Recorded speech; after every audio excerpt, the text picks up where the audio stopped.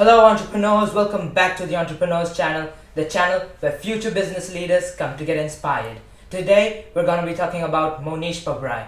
Monish Pabrai is an Indian American investor, business person and philanthropist. Monish Pabrai started his first business called TransTech using $70,000 of credit card loan. He sold this company for $20 million. Monish Pabrai is among the elite group of value investors. In his journey through the world of investing, Monish Pabrai has built a personal net worth of over $100 million. Guys, quick announcement, I will soon be doing a Q&A on this channel, so please leave all your finance, business, entrepreneurship, investing related questions in the comment section down below. Alright, so let's get into Monish Pabrai's 6 rules for business and investing. Rule number 1, minimize risk. People think that entrepreneurs take risk. And they get rewarded because they take risk. In reality, entrepreneurs do everything they can to minimize risk.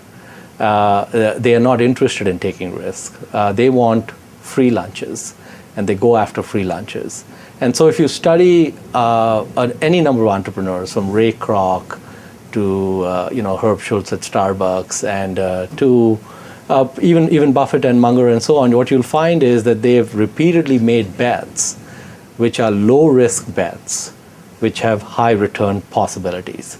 So they're not going high risk, high return. They're going low risk, high return. And even with Bill Gates, for example, the total amount of capital that ever went into Microsoft was less than 50,000 between the time it started and today. That's the total amount of capital that went into the company. So Microsoft, you cannot say was a high risk venture because there was no capital deployed. But it had high uncertainty. Bill Gates could have gone bankrupt, or Bill Gates could have ended up the wealthiest person on the Forbes 400. And he ended up at the extreme end of the bell curve, and that's fine. But he did not take risk to get there. He was comfortable with uncertainty. So entrepreneurs are great at dealing with uncertainty and also very good at minimizing risk. That's the classic great entrepreneur. Rule number 2, define your market. If you look at any market, any product, any market, there will typically be 3 or 4 players at the most that control 80% of that market. And it could be making airplanes, or it could be making, hair clips. You can pretty much go across the board. It could be making software, anything you want. And I found that stunning, and if you invert that, so one of my heroes, Charlie Munger, says, every time you encounter something, always invert the logic to try to get some other place. So if you invert that principle, first of all, if you agree with the principle, then the inversion would be that if you're starting a business and you say that this is a $10 billion market, and I just need 10% of it, and I'll be a $1 billion company, well, right there, you're off.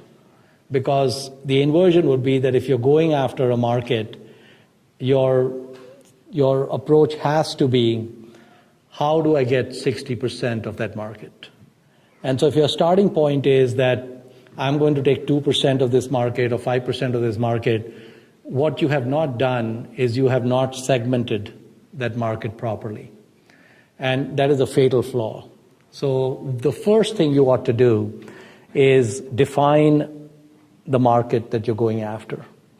And after you've defined it, if you don't get to very clear-cut game plan to get 50, 60% market share, then don't even try. Because either you have not done your job correctly, or you don't have anything to offer that is going to be that compelling to people. Rule number 3, have patience. So, Charlie Munger likes to say that you don't make money when you buy stocks, and you don't make money when you sell stocks. You make money by waiting. And so the single biggest advantage a value investor has is not IQ. It's patience and waiting for the right pitch, and waiting for many years for the right pitch. So what's that saying of Pascal that you like about just sitting in the room? All man's miseries stem from his inability to sit in a room alone and do nothing. And all I'd like to do to adapt Pascal is all investment managers' miseries stem from their inability to sit alone in a room and do nothing. Rule number 4, focus on marketing. The stronger the marketing, the weaker the sales engine can be. Okay, so I do not consider myself a good salesman. I consider myself a poor salesman. I consider myself a pretty strong marketing person. And so if you have done your marketing homework, you can be a leper and make sales. And a standing example of that is someone in front of you.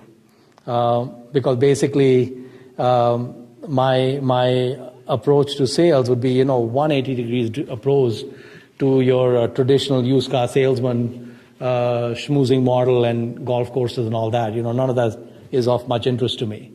So the stronger the marketing, the less important the sales engine becomes. So it is very important, in my opinion, to spend incredible amounts of time on the marketing aspect of the business. Because if you don't spend that time on that aspect of it, you will spend 50x that time on the sales end and hit your head against a brick wall. And that's no fun. It's not fun to hit your head against a brick wall.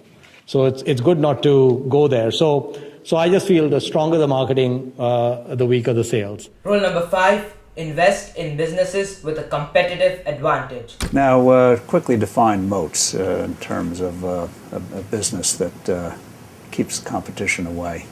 Well, if you talk to Michael Porter, he would give you 5 books on what is meant by, strategy and competitive advantage and durable competitive advantage. And if you talk to Warren and Charlie, they would just say it's a moat, and they'd break it down to one word. But basically, it's the ability of a business to have some type of an enduring competitive advantage that allows it to earn a better than average rate of return over an extended period of time.